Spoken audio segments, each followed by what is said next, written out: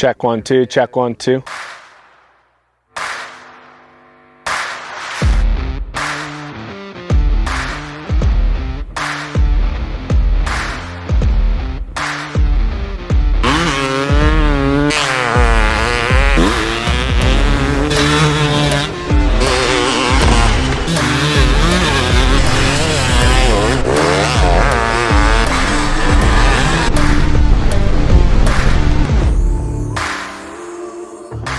What's up guys, Greg Hitchko here. We are at Mountain West MX Track in Mona, Utah, and we are back! We are back for part 2 of the Throwback 2-stroke garage build shootout. If you guys are familiar with the channel, you guys have already seen part 1 of the Throwback 2-stroke garage build shootout that we shot at Mesquite Motocross Park. We had 4 test riders ride all the bikes here and have a roundtable discussion about them, basically choosing what their favorite bike was. But for part 2, we've made some sweet upgrades and I want to dive a little bit deeper into each of these bikes. So one of the main complaints during part 1 of the shootout was the suspension. I had completely rebuilt the suspension back to stock with Pro X components, bushings, and seals, but it just wasn't good enough for our test riders and probably you guys at home as well. So what we did, I called up the Moto Experts Racetech Service Center out of Spanish Fork, Utah, and Racetech and the Moto Experts hooked all of these bikes up front and rear with Racetech gold valves, springs, complete rebuilds with SKF seals based on the test rider specifications that we're going to have out here. So the suspension on these bikes are new and improved and ready to rip. Also, another reason why we need to do a part 2 shootout is because if you guys saw in part 1,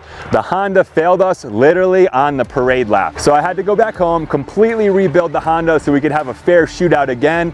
I sourced the parts from Rocky Mountain. I grabbed an OEM cylinder, Pro Circuit silencer, all the plastics in the back. Mel Design hooked us up with new number 2 Jeremy McGrath number plates for the themed bikes. On that note, I've listed Rocky Mountain links to all the parts in my description below. When you go click on those links and purchase parts, Rocky Mountain gives me a small slice of what you guys are purchasing as a thank you for using those links and shopping with Rocky Mountain. The 05 Supercross season was one of my favorites.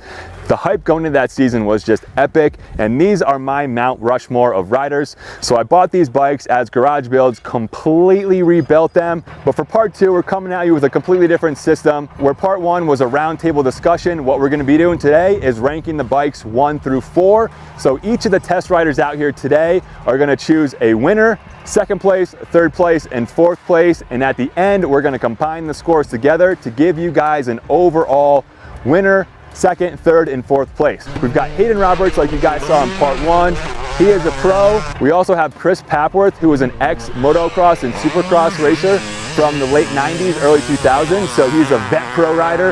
And then you've got me. I am a vet B, C rider, depending on how much time I spend on the track. Right now, I'm more of that C status just because I've been wenching and working on these bikes more than I have riding. So I feel like we've got a great variety of riders to educate and inform you guys on all the bikes that we have here today. Enough of me blabbering. Let's get out and finally ride these bikes and see who takes home the crown for the Throwback 2-stroke garage build shootout part 2.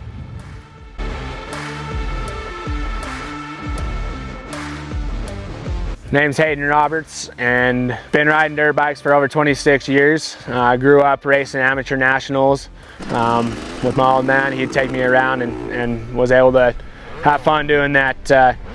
Went pro at 16, was able to live my dream for a few years and doing that, and then after that I ended up becoming a motocross trainer, and I've been doing that for about 7 years now. So I'll just dive right into the fourth bike I chose, which was the Honda.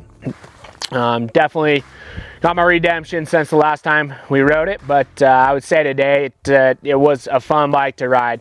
I would say that the positive from the bike was coming into flat corners and hitting some of the jumps. It was a little bit heavier.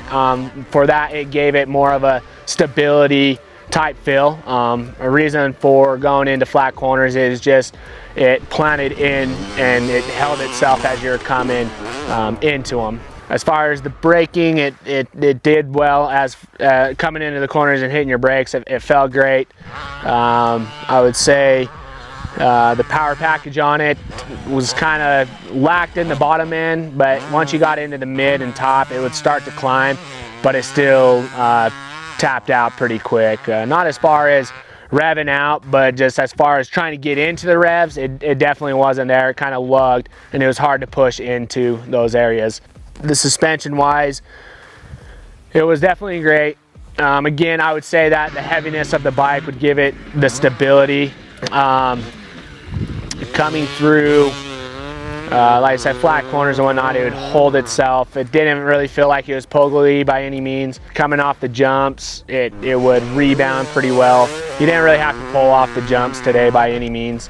As far as riding in the sand, with it being, which today we did ride 2 different types of tracks. We rode a sand track, and we rode a track that had a little bit more hard pack in it.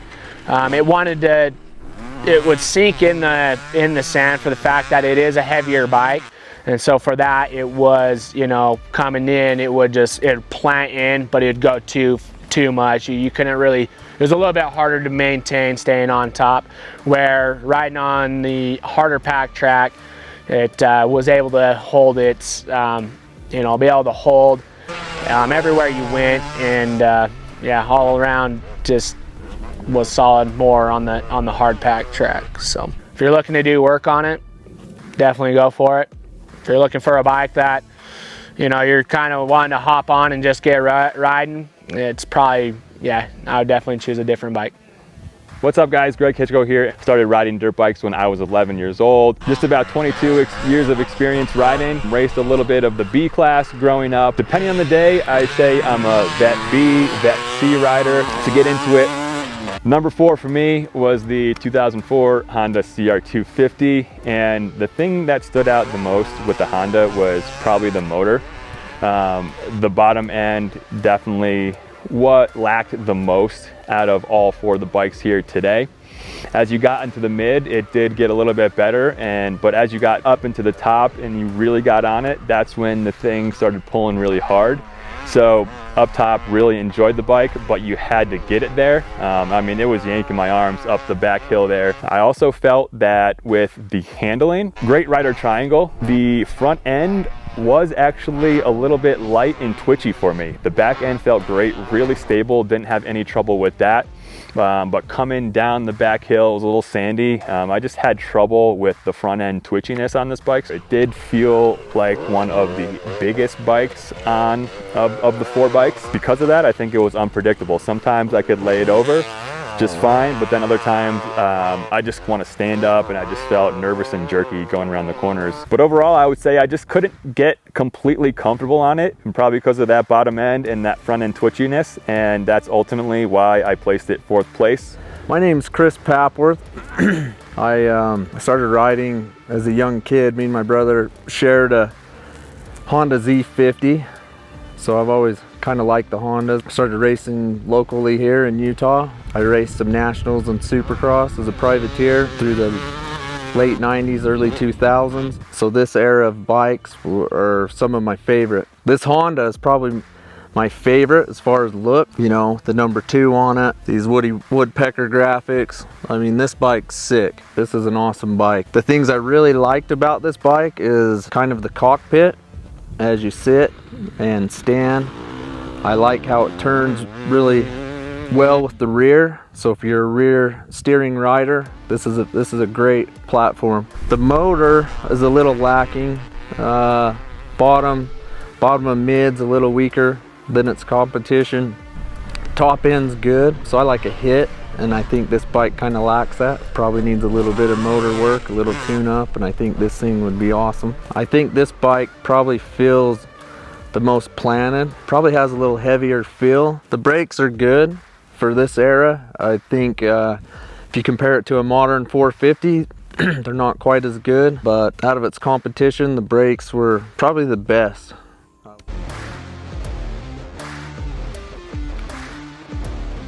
The Yamaha is my 3rd bike of choice. It was a blast to ride. The thing I would say that it lacked was in the cornering. And again, coming from my background, I love corners. I wasn't much of a jumper growing up, but as far as cornering came, I was a huge time corner. So as far as this bike goes, I would say that as far as cornering, it wasn't there. It did, what I noticed today coming into my corners, it would knife. I felt like as far as the turning radius, it was, I would compare it more towards the KX. But as far as going through ruts and maybe some of the corners that were a little bit longer, I would say I had a hard time trying to stay in it, kind of wanted to bounce out of those. The positives from it were coming through the straightaways and into the jumps, the power package was there. So you would come through the straightaways, you could get on it hard and it would pull. It just seems like it would keep pulling no matter what on the top end. And yeah, it just felt good in those areas. As I was hitting my jumps, I felt it carried the speed to be able to do whips on it. And coming down the downhills, as it was getting choppy, I felt super comfortable. I felt like it held its position coming down. But every time I'd come in with a lot of speed, again, coming into my corners, it'd want to tuck and knife pretty hard. A little bit could have been from the suspension. I did feel like the back was a little bit dead and the front was a little bit stiff. And so again, maybe that was, as I was trying to come out of my corners, I didn't get that lift as I would like coming out and helping me drive the bike coming out of it. It seemed like I had to, would have to get on the gas a little bit harder and keep the, push the bike to get it going. But again, once you got the bike going, it would keep climbing and it didn't stop. I would say as far as the braking on it, I would rate it a little bit better than some of the other bikes. It did have a good braking package on it, but all around, as far as my handling went, it didn't compare to my other two choices of liking. So this was another tough decision.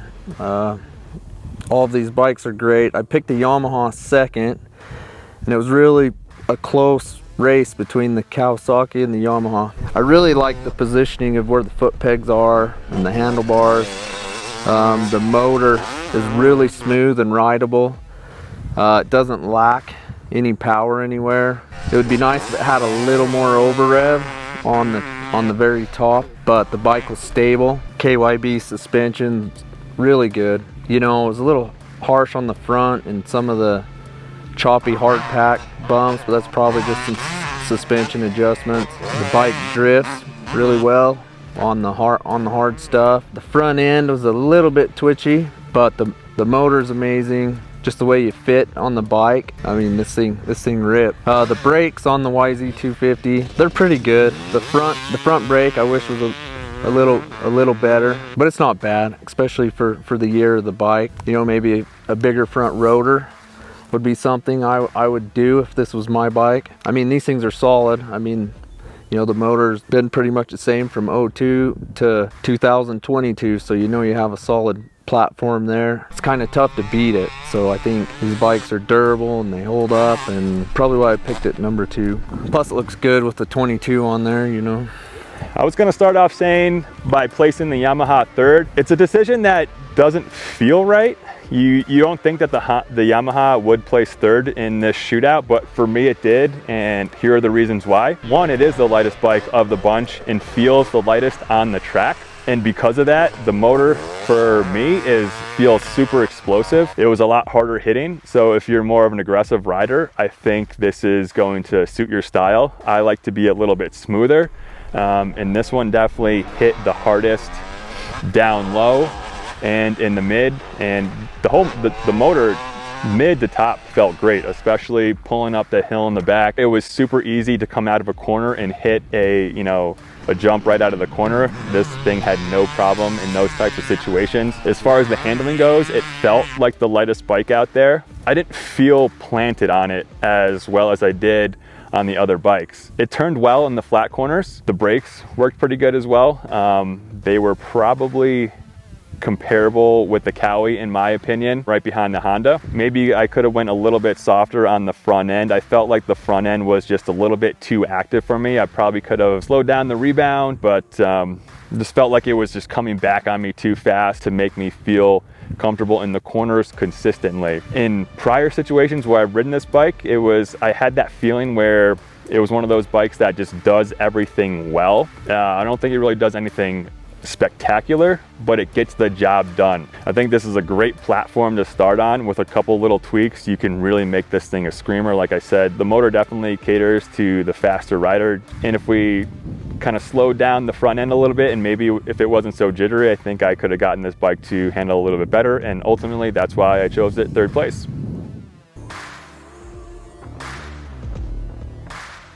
The Kawasaki is my second bike of choice. I love riding this bike. There's no doubt this is by far the funnest bike to ride. It's so nimble. The geometry on the bike is definitely there. You can move it around perfect. You can throw it around. It goes wherever you want to take it. But there's times that if you were to go racing, I feel like it's maybe a little bit too nimble. Coming down the straightaways, with it being light, it kind of wants to bounce around a little bit more than you would like.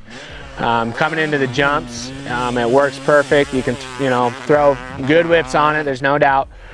But I would say on your flat corners, or corners that are a little bit more hard pack, it wants to break away from you a lot. So you have to tend to slow down a little bit more as you're coming through those corners.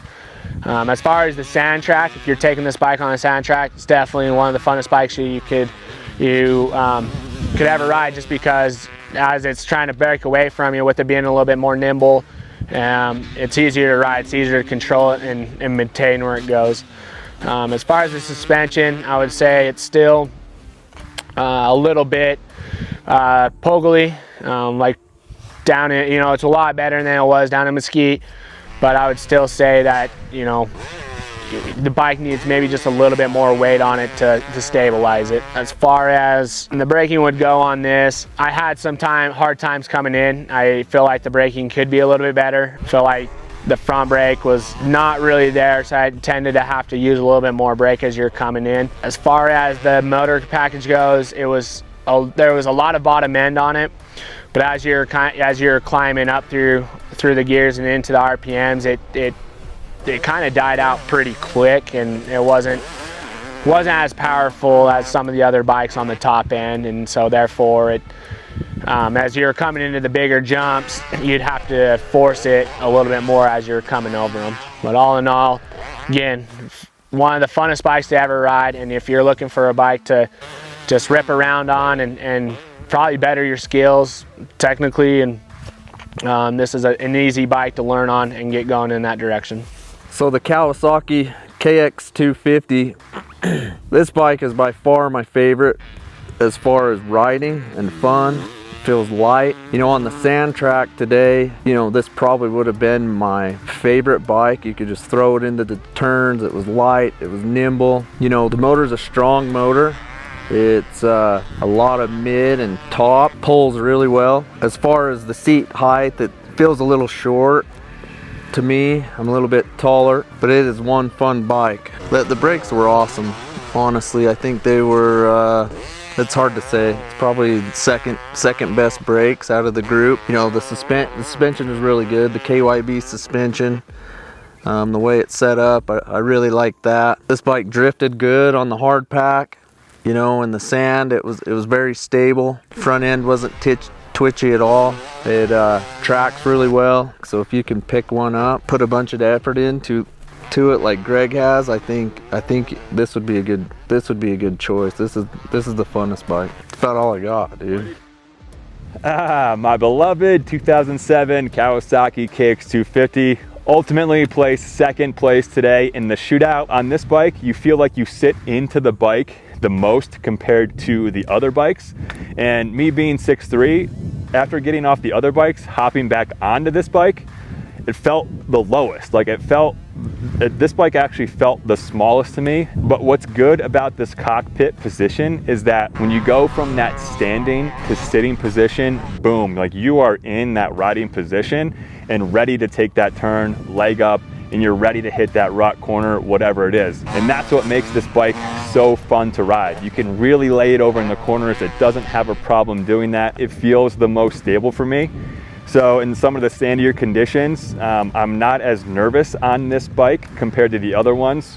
I feel like this one is able to plow through the sand, and you're kind of just able to like ride the wave, so to speak, with it, and just kind of steer with the rear end. That's something that this bike does really well, is steer with the rear end. So you can kind of come into a corner, kind of give it the gas, and this rear end just wants to kind of slide right around, and it's a super fun feeling. The back end does feel stable for me over jumps, didn't feel like it was kicking at all, and the front end held up tremendously. That's one thing I must say about these bikes compared to the Part 1 Shootout when the suspension was in their stock form, compared to after when Moto Experts installed Racetech Gold valves, springs, and valved them for the riders that we had here today. I wasn't clearing all of the jumps today, so I was coming up short on some of them, and I had no issues with the forks bottoming out like I did the first time around on these bikes. Definitely pleased. Like I said, I'm 6'3", 200 pounds, and these things held up perfectly for me, and I didn't have any issues.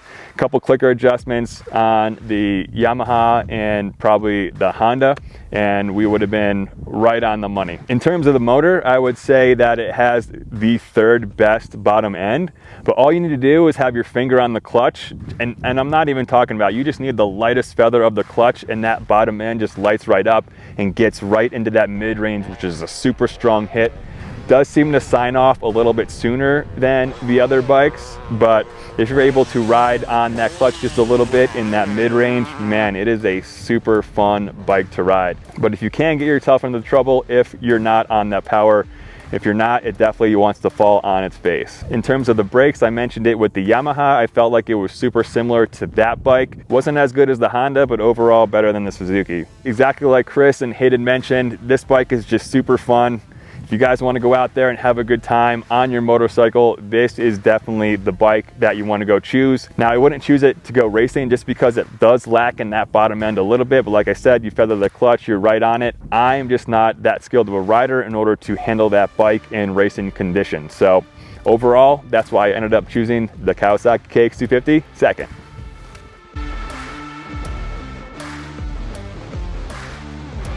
So for this is Suzuki RM250. This is my number one. It's tough. They all have their strong points. The Suzuki, the motor is by far the best out of the competition. You know, the tight turns, it's got good bottom, the deep sand, it just pulls and pulls and pulls, and it has a good over rev, which I really like. The power is amazing. The suspension is really good. The turning on this bike is amazing. The tight turns, even the long, fast sweepers. This bike, was stable.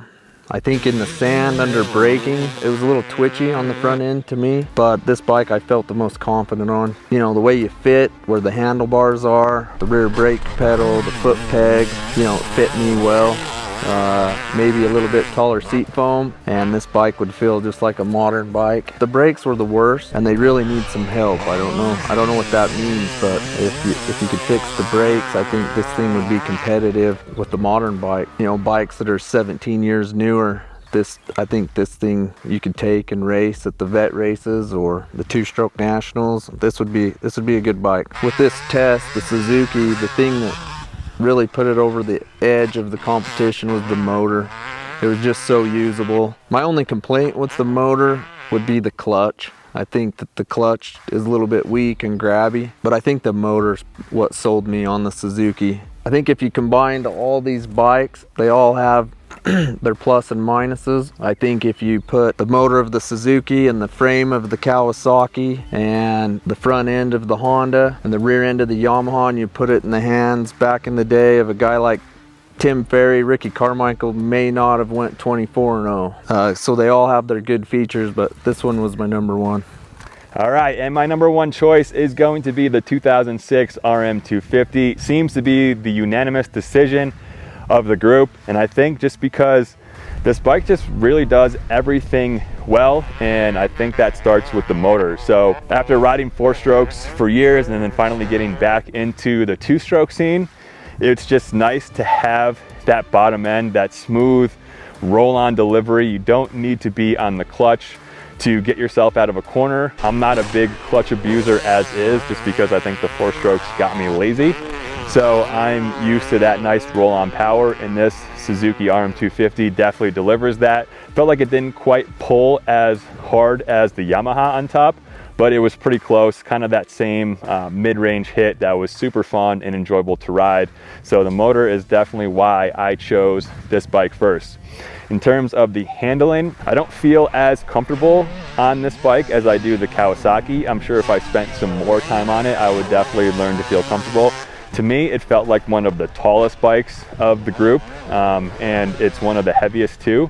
So for me, the bike felt planted. There were a couple situations where the front end felt twitchy a little bit. In that aspect, the Kawasaki did feel a little bit more stable in the sand. This thing, the front end in the sand, because there's a little bit less rake in it, which made it, I think that's why it felt a little bit more twitchy in those sand situations. In terms of the brakes, this thing definitely had the worst brakes of the group, so you weren't able to charge into the corners as hard as you were, let's say, on the Honda.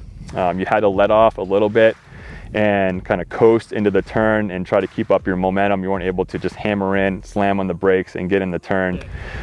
This thing does turn like a knife through butter though. There in the back section of the track, there's this outside line where it wasn't, you know, smooth and rolling around the outside. You kind of got into it and you got right out of it. And putting this bike in that situation, I had no problem. Also in ruts as well, I think the bottom end had a lot to do with that. Just me being able to comfortably roll in. Maybe not charging so hard into the corners as well, just being a little bit more smoother. But overall, I just feel like it's a bike that can be a real weapon to go race and compete against any bike out there. I mean, all of these bikes, just a little bit of tweaks here and there, you can make these bikes killer. So ultimately, I thought it was the smooth delivery of the power on the motor which made me choose the Suzuki as number one. I like the handling of the Kawasaki a little bit better, but I think if I spent some more time on the Suzuki, I could get comfortable pretty quickly. My number one bike and bike of choice is the Suzuki. All around, definitely a fun bike. Everything that this bike has to offer is definitely there. Obviously, Carmichael probably being one of the guys to develop and make this bike with Roger DeCoster definitely shows in it. It has pretty much everything you want in a dirt bike for all tracks coming around, whether it's sand, loamy dirt, or straight up a hard packed track. It just tends to have everything you want for all those conditions. The one thing I'd say that it lacked was the braking. In cases it was hard to come into your corners and plant the bike and get going, just because you'd want to come in quick, but the braking wasn't quite there for it, so you had to tend to slow down coming into your corners just a little bit more. The reason that I chose this bike for my number one is just the power package. For sure on it just seemed like it was always there. From the bottom end, it just made it easy coming out of your corners, and for it to just keep climbing. You know, it would just, as it was going through the RPMs, it kept going no matter what, and didn't ever feel like it died out. Coming down the downhill, it felt like it had, you know, the perfect amount of weight to stabilize as it's coming down, and coming through the corners, it felt like it just had the right amount of geometry to help make the corners easy to happen. And the only thing I would say is maybe on the tighter corners, it kind of wanted to drift out wide, but through some of the more wide open corners, it was able to just hold itself all the way through. Suspension wise, there's no issues with it. It felt like hitting all the jumps, it was there. It didn't have to overcompensate in your riding style to make it feel comfortable as you're hitting your jumps. All around, I'd say like this is a perfect bike if you're looking for a bike, you know, in these categories as a two-stroke, and I would definitely pick the Suzuki to go buy, and from the get-go it's easy to pick up and get rolling. That is going to be a wrap on part 2 of the Throwback two-stroke garage build shootout. This has been an over a year-and-a-half project, stemming from the first time I bought the Honda CR250 down in Southern California 2 Thanksgivings ago, to buying the Yamaha in boxes, to buying the Suzuki in West Virginia, and I ended up buying the Kawasaki originally up in Wyoming. So These bikes have come from across the entire nation. Completely rebuilding them was just a blast, and I enjoyed the entire process. Definitely banged my head against the workbench a bunch of times, but to deliver such awesome content and some information about these bikes to you guys is ultimately what brings me the most joy. If you guys have any experience with the bikes behind me, definitely leave a comment below. If you agree with the comments that we made, or if you disagree, we want to hear them. What that does when you make comments on the video, it helps other people that watch the video. Maybe they are in the market for one of these bikes behind me. Maybe they want to get out of the 4-stroke market and back into the cool 2-stroke bike build scene. And this video can ultimately help those people make decisions on what bike they want to choose. Another question that I want to ask you guys is, if you had 12 grand, would you rather go out and buy a brand new Works Edition Honda, Kawasaki, KTM, Husqvarna, or would you rather take that 12 grand, go find a beat up 2-stroke on Craigslist or Facebook Marketplace and put that 12 grand into building one of these gnarly, epic, iconic 2-strokes from one of the most fun eras of Supercross and motocross that ever happened? So definitely leave a comment below on what you guys would rather do. I have to say thank you to the riders today, Chris Papworth first and foremost, for letting us come out to this beautiful facility here at Mountain West Motocross in Mona, Utah. They've been doing a lot of work to the track, so if you guys are in Utah or passing through Utah, this is definitely one of the places that you need to ride. I'm a big fan of elevation changes at tracks, and this track definitely provides that, and it was super fun